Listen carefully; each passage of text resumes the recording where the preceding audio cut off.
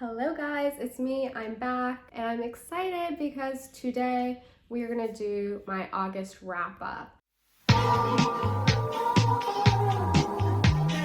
As you can probably imagine, most of my August reading was consumed with Booker, and as such, I've read 7 books from the Booker long list, and I am incredibly backed up on individual reviews. Most likely you will see those trickling out in the next couple of weeks. But this video is kind of going to give you an overview of some of my thoughts on those Booker books and might help you decide whether or not you want to check out those books. Alrighty, let's dive into it. One of the first books that I read in August was Treacle Walker by Garner. Now, this individual I think is really rooted in England, so I, as an American, had no idea who he is. He's written a lot of incredible fantasy books for children and adults, and this Treacle Walker story is very interesting. It's really rooted in his particular region and area of England. He's a really accomplished guy. He's basically like an archaeologist. He has such an interest in language and the materiality of objects. I was fascinated by him, but when you read Treacle Walker, I'm not gonna lie, it's kind of overwhelming, even though it is so short. It's, I don't know, a little bit more than 100 pages, and the language is so imbued with his region's vernacular and sayings. It's really an ode to his childhood. We have British comics and objects that were really prominent, and I think he's from the north of England. There's some things that I'm gonna have to look into, but anyways, tangent aside, Treacle Walker tells the story of this young, sickly boy who lives by himself in this little shack in the woods where this train will go by, and he stumbles across, actually he doesn't even stumble across it, some sort of medicine man, traveler comes to him and offers him something. The little boy accepts. And this sets off a sequence of events in which Garner is really asking us to examine the self, to take a look at physics, and to really grapple with time and concepts of time. And I actually really enjoyed it. I do think, well, first of all, I think Garner has an incredible command of verbs, and the language is just to the point and beautiful, but it is kind of a tough read. It's a tough read. It is a tough read, but thankfully we all have access, if you're watching this, to Google, and you can figure it out. I trust you guys. Okay, that was a very long chat about that book. Now we're going to talk about Trust by Hernan Diaz. Okay, now, I know there's a lot of people on BookTube who really loved this book. I'm thinking of Kiran from Katie Books, Jalen from The Bar and the Bookcase. I buddy read this with Renee, and we were both kind of ambivalent about it. Trust is mostly, it's giving metafiction. It is a story within a story within a story within a story, kind of, okay? So basically, it's an exploration of 1920s wealth, financial stockbrokers kind of guys, and we have the story told in 4 parts. In part 1, Hernan Diaz has presented us with a little story, and it's as if someone were to take the framework of the Kardashian-Jenner family, give them different names, and it's like a thinly veiled story. That's part 1. Part 2, we find out a little bit more about that. Part 3, we find out a little bit more than that. Part 4, we get to the source material.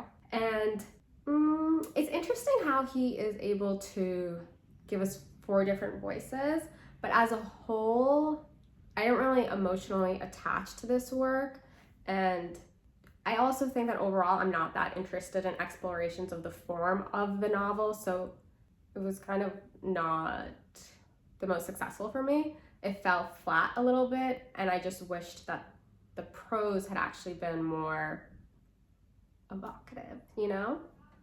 But that's it. Case Study was the next thing that I read. I don't know how you pronounce this author's name, but I loved Case Study. I thought it was so much fun. case study is the story of this young girl living in London in the 60s whose sister committed suicide. And she thinks that her perfect sister committed suicide because she was visiting this psychiatrist guy and he did something.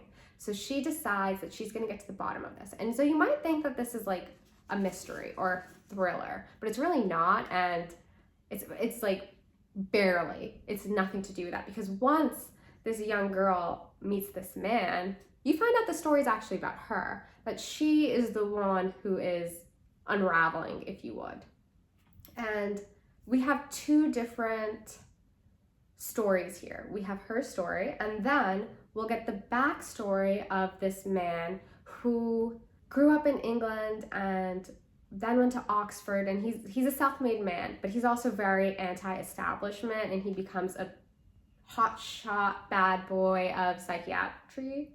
We're getting to know his story, and for me it was perfect. I think our narrator, that young girl, she has a very, biting voice, and she's a fabulous narrator.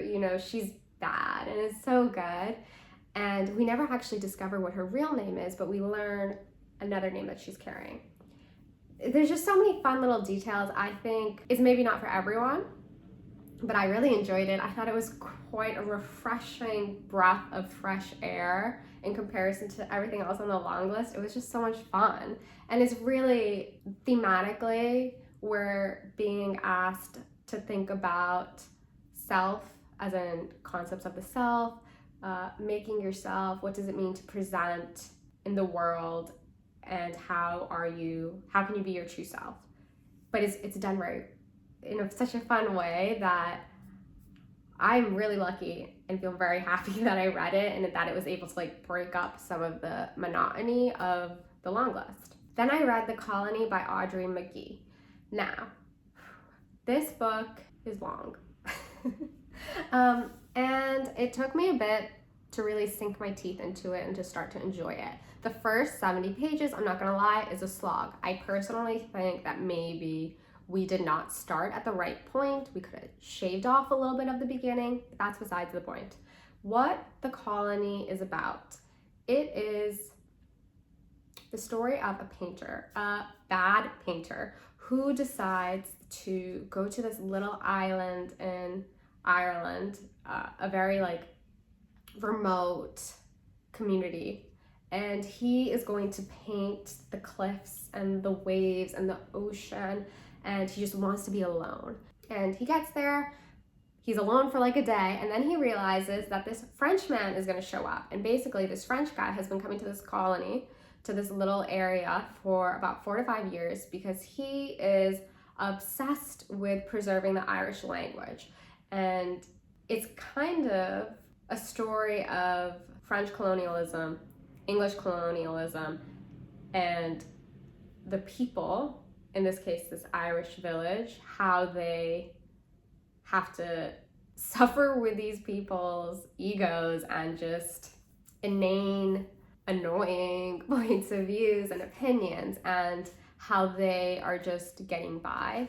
And we're introduced to this cast of characters of the island, and we kind of focus our point of view on this young boy James, who discovers, by virtue of interacting with the English painter, that he's talented. He wants to be a painter. He has the eye, he has the vision, he has so much raw talent in the way that the English painter has nothing.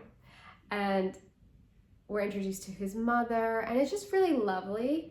But I feel like it is probably one of the more literary books on the shortlist, because our author has taken a lot of liberties with how she's telling the story. So when she's in the point of view of the painter, he has a tendency there's a lot of line breaks.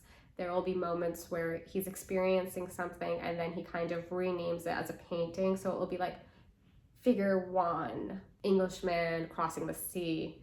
Figure 2, Englishman throwing up as he's crossing the sea. It's things like that, and that takes a second to get into. And then when we get to the point of view of the Frenchman, he loves to have these long tangents and kind of no line breaks when we get to him. He's very verbose, and it just giving you so many details, and then we'll switch we're switching perspectives quite frequently, and it's really interesting. It's very quiet, and by the end of it, I was really moved because I, as a South Asian individual, also have thoughts on colonialism, language. I really enjoyed it and was quite emotionally like angered by this ending and what happens, because we kind of know what's going to happen, but it's just still so disappointing. So if that is of interest to you, if you like to read about colonization, language, pick it up. You might like it. In August, I also read After Sappho by Shelby Wynne Schwartz. This is a fun but also challenging and ambitious writing project exercise. Our author has decided to start with Sappho, kind of, and pull all of these women from history, different writers, artists, dancers, painters who have existed throughout time. But this is, mind you, this is also very, very, very Europe-centric. So England, Italy, France are the main countries we're focusing on. She's pulling out these historical figures and weaving together a narrative and connecting them with this unified voice, giving us details into their inner world. Some of these details have been pulled from, diaries, letters, primary sources, and then other times she does add a little bit of color to them, naturally, of course. This isn't nonfiction, it is fiction. And I would say that the prose work is really well done. It was very fun to read, it was well written, but there's no plot here. So don't come into this expecting that. It's more so just allow yourself to be swept away with the text, because the whole entire book is told in a bunch of vignettes where we're introduced to these women, and sometimes they're dropped and then they're reintroduced and in a different almost time or space, or we're going back to that particular time and space. So not gonna lie, it is kind of hard to remember everyone. If what I said spoke to you, definitely check it out. I don't think that it's something that's gonna speak to everyone, but I don't feel annoyed that I have to read it. I did enjoy it. I thought it was a lot of fun. Finally, the last thing that I read, I actually did it on audio, which was an interesting experience because I don't do a lot of audio, but I read, listened to, Glory by NoViolet, Bulawayo. This was interesting. Glory is about a satirical retelling of the coup in Zimbabwe that most recently took place. However, we're not in Zimbabwe. We're in Jadada, with a da and a da. There's a lot of repetition in this novel. It's kind of a sing-songy. And I do admit that probably that experience was amplified by consuming the story through audio, but I think the narrator was actually really great and it did help me dive into this world. But basically, another important thing about this story that I haven't even touched upon yet is that we don't have any humans in the story. Instead, we have horses, who are the leaders. We have dogs, who are the army. We have a cat called Duchess, a goat, whose personal and familial story of state violence takes on a huge prominence in the text. That's what's at play here. And I think I generally do really like political satirical works of fiction, but there's a lot of jumping around. There's also a lot of internet, particularly Twitter-based snapshots. So like a big historical thing will happen and then we'll have like a couple pages of tweets that's really annoying. I think as it's probably now quite known that I have certain points of view when it comes to how the internet is covered in novels, and I didn't really find that those sections in the novels were the ones that kind of annoyed me the most. But there are some like really fun lines and scenes in the story. There's also one scene of horrible violence that I don't think audio was the best way to absorb that, but I don't know, I'm still kind of grappling with it. When I get to my review, I'll have more of an opinion, but that's just like an overview of what that story is about. I didn't really like sometimes how much we shifted through different perspectives, and I kind of wish we had a bit more scope or like a narrowed focus. So that's that. Okay, now, oh my god, I forgot to talk about The Trees by Percival Everett. Okay, this story, which was shortlisted, it is basically a screenplay. It is all dialogue, very little prose. It is a story of white people who are dying in the South and two Black officers who are getting to the bottom of it, and they are interacting with other members of government and also the local community. What I mostly thought about The Trees, I really liked how it was exploring this theme of lynching kind of historically and tying that to the present, really focusing in on Emmett Till, and I thought that was really commendable. It was lovely, and like just as an ode to all of those people who have fallen and never received justice. But as a novel, at times it was just like there's not a lot of descriptive scene setting per se. It's very fast, pacey, and it could have been shortened just a little bit. And I do really think this would be a great movie, or like Hulu, Netflix, whatever show. So yeah, that's my thought on The Trees. Okay, now that's everything that I read. In September, I'm hoping to finish The Seven Moons of Mali Almeida and also do some more reading that's not Booker related, which is actually quite exciting. Okay, let me know if you guys have read any Booker books, which one has been your favorite, which one are you rooting for from our surprising shortlist. And with that, I will see you guys later.